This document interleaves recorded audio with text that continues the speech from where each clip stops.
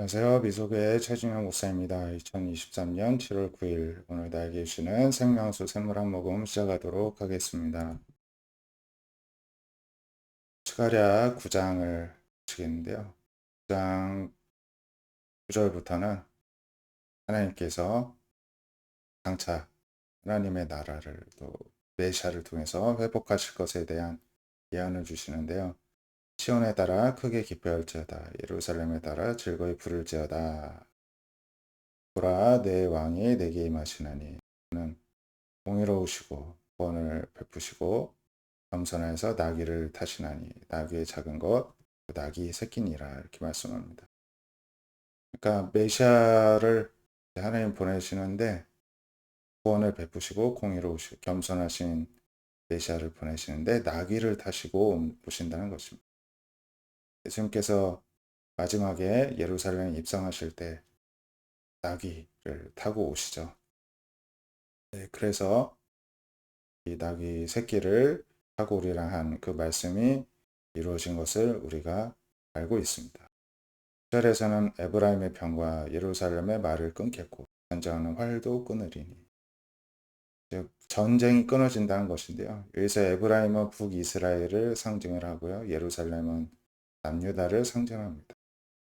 에브라임은 지파 이름인데 에브라임 지파의 여로보암 왕이 북이스라엘의 초대 왕이었기 때문에 북이스라엘을 의미를 하는데요. 북이스라엘의 병거든 남유다의 말이든 다 전쟁을 위해서 존재하는 것들인데 모든 것이 전쟁이 끊어질 것이다. 이방 사람에게 오히려 화평을 전하게 되고 하나님 보내주시는 메시아의 통치가 바다에서 바다까지 강에서 땅끝까지 이르게 될 것이다 말씀합니다.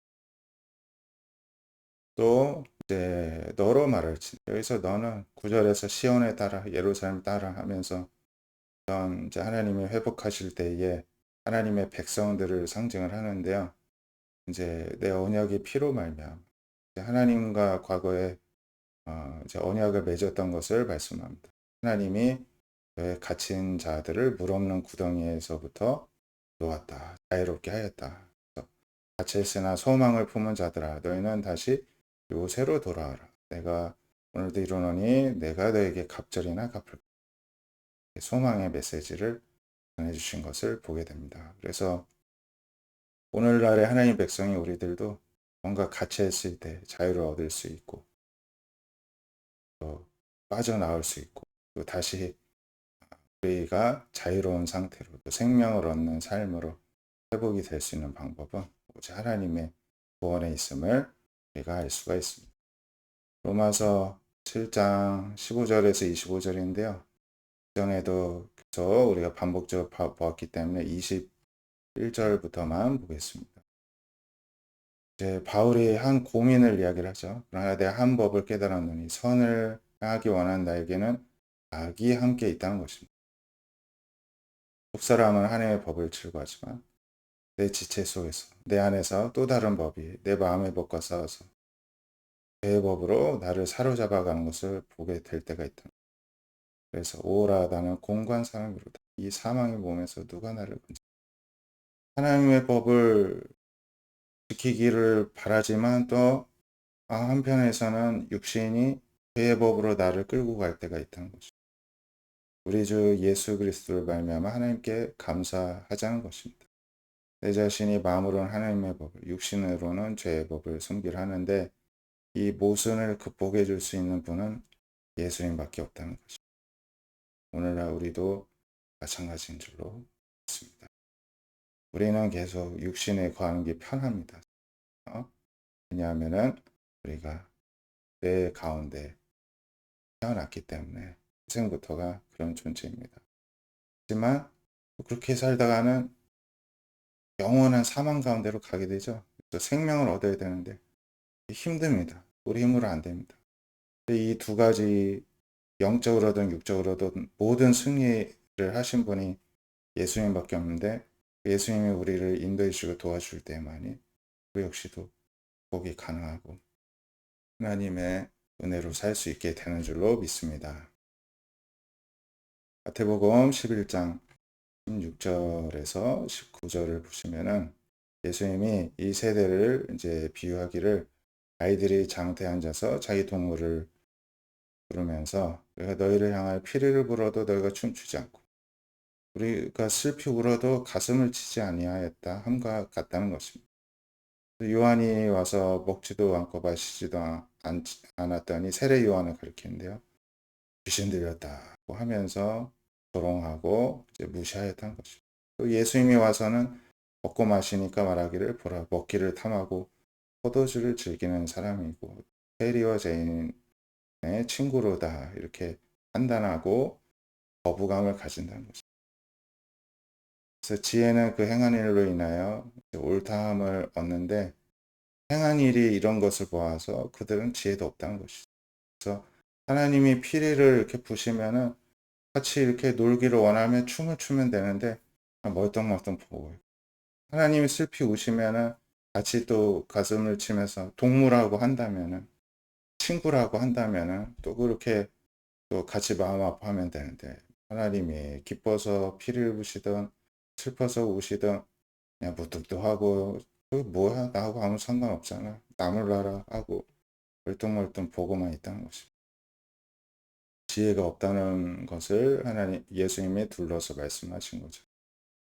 25절에는 예수님이 천재 주제이신 아버지 이것을 지혜롭고 슬기인 자들에게 숨기시고 어린 아이들에게는 나타나심을 감사하네. 어린 아이들과 같은 이 순진한 제자들에게만 하나님의 나라, 하나님 뜻을 알려주심을 감사하다는 것입니다. 이렇게 된 것이 하나님의 뜻입니다. 고백합니다. 하나님께서 모든 것을 주셨으니 아버지에는 아들을 아는 자, 아들과 또 아들의 소원대로 계시는 바른 자에는 아버지를 아는 자. 이 말씀도 그 전에 우리가 묵상했습니다. 그래서 예수님이 말씀하십니다. 수고하고 무거운 짐진 자들 다 내게로 오라. 내가 너희를 쉬게 하리라. 나는 마음이 온유하고 겸손하니 나의 멍에를 메고 내게 배우라. 그리하면 너희 마음이 쉼을 얻으리니 이는 내 멍에는 쉽고 내 짐은 가벼움이라 하시니라.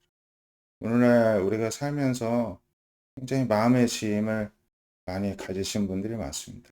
이것을 마음의 짐을 무거운 짐, 수고하고 무거운 짐, 마음의 짐, 부담감 이걸 가리켜 우리는 스트레스라고. 스트레스를 받으면 이제 몸이 힘들어집니다. 마음도 힘들어져. 짓눌리는 것입니다. 근데 해결 방법이 있습니다. 예수님께로 오라는 것입니다.